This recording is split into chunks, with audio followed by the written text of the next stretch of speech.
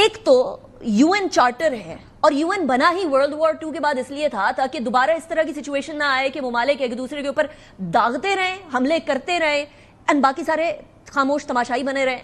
This was supposed to be the place جہاں معاملات کو حل کیا جائے.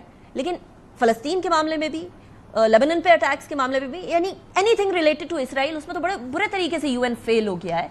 آپ کو لگتا ہے کہ اب کوئی لیگل ریمیڈی رہ گئی ہے اسرائیل کو قابو کرنے کے لیے؟ جی، ریمیڈی تو اس طرح سے کہ ایک ہے انٹرنیشنل لا کا نارمیٹیو ڈسپلن، یعنی کہ بین الاقوامی قانون کیا کہتا ہے، اور ایک ہے اس کی امپلیمنٹیشن کے وینیوز جہاں وہ امپلیمنٹ ہوگا. جو نارمیٹیو انٹرنیشنل لا ہے وہ بیسیکلی اس کا فنکشن یہ ہے کہ وہ پیمانہ آئیڈینٹیفائی کرتا ہے جس کی بنیاد پر ریاستوں کا کنڈکٹ غیر قانونی یا قانونی کے طور پر ڈٹرمن ہو جاتا ہے، یا ڈٹرمن وہ ڈسپلن کرتا ہے کہ یہ جو عمل ہوا ہے یہ انٹرنیشنل لا کی ٹریٹی کی کنونشن کی وائلیشن میں ہے. انٹرنیشنل لا کے نقطۂ نظر سے جو اس کے ایکسپرٹس ہیں، جو اس کا لکھا ہوا قانون ہے، جو چارٹر کا ٹیکسٹ ہے، اس کے علاوہ بے شمار اور قوانین ہیں، اس کے حوالے سے اسرائیل کا جو یہ ایکشن ہے یہ بین الاقوامی قانون کی وائلیشن ہے.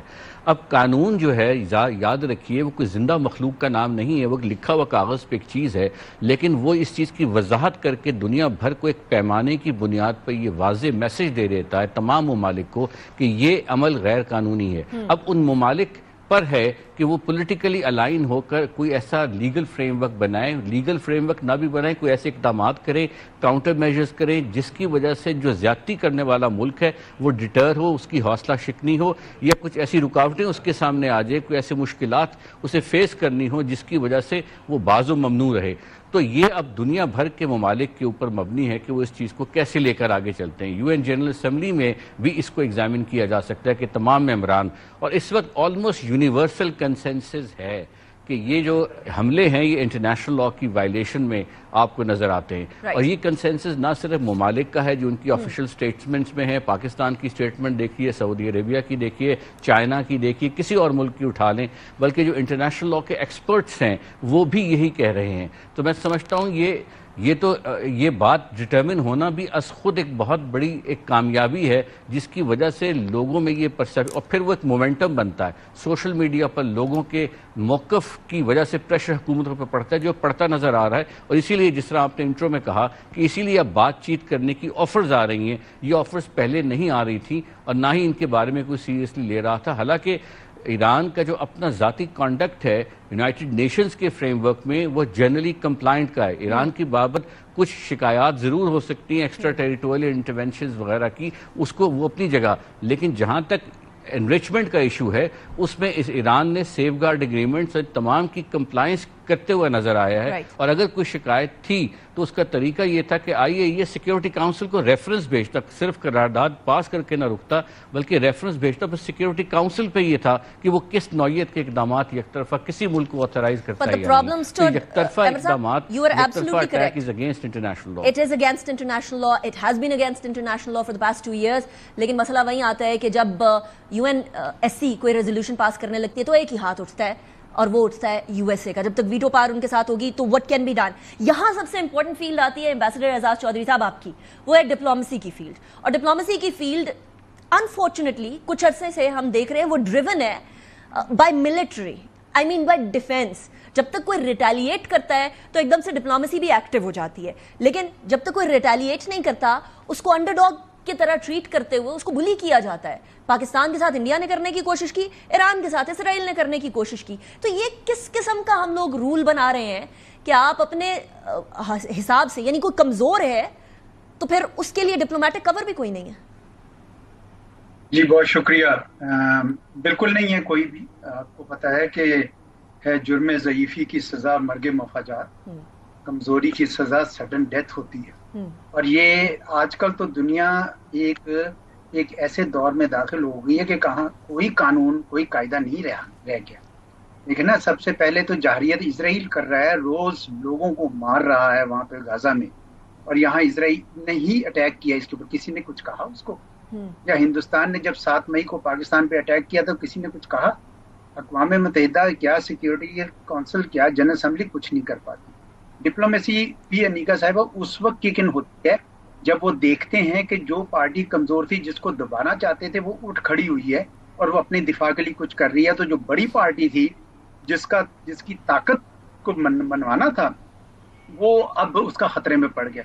आप ये देख लें कि जब तक 7 मई से 10 मई तक पाकिस्तान के ऊपर वो अटैक करता रहा, हिंदुस्तान तो कोई इतनी खास एफर्ट नहीं हुई, लेकिन जिस दिन पाकिस्तान ने 10 मई को जवाब दिया जबरदस्त टिका के, तो फिर हिंदुस्तान ने भी रिक्वेस्ट की और बाकी सब भी फौरन ही तैयार हो गए एकदम से।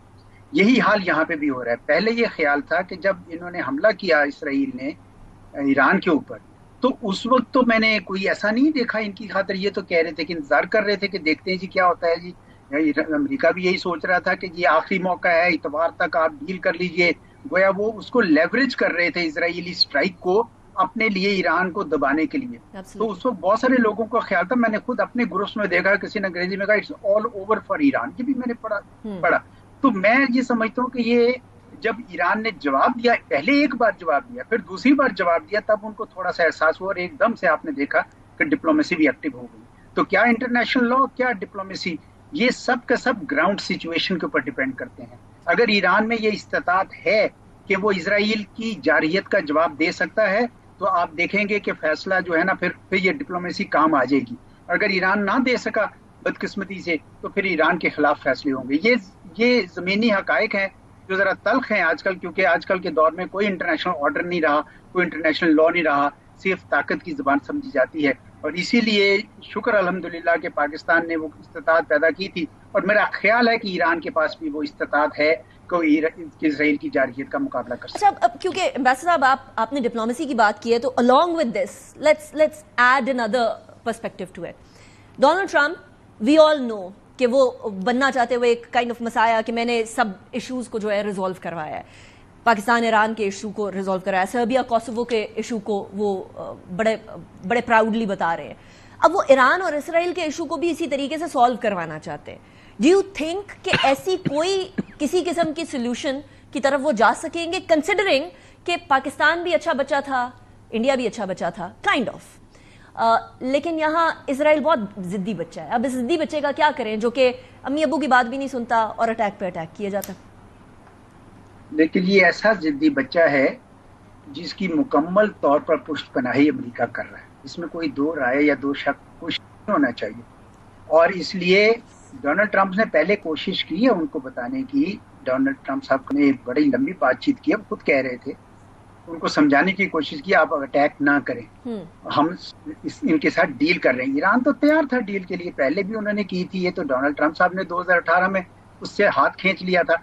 अब भी ईरान तैयार था, क्योंकि उनके राहबर ने कहा था कि आप न्यूक्लियर बम ना बनाएं, तो उस वक्त तक तो वो तैयार थे। लेकिन जब इसराइल ने ये किया और ये कहा कि जनाब वो तो चंद महीने दूर है, मैं तो करना चाहता हूँ, तो मेरा ख्याल है कि उस वक्त तो डोनाल्ड ट्रंप साहब खामोश हो गए। लेकिन जब इधर से जवाब आया तो उन्होंने देखा ये तो ना डील मिली और ना ये इसराइल जो है उनके ऊपर कोई प्रिवेल कर सका है, तो उसके बाद अब दोबारा एक्टिव हो गए हैं कि जनाब मैं किसी के डील कराता हूँ। अब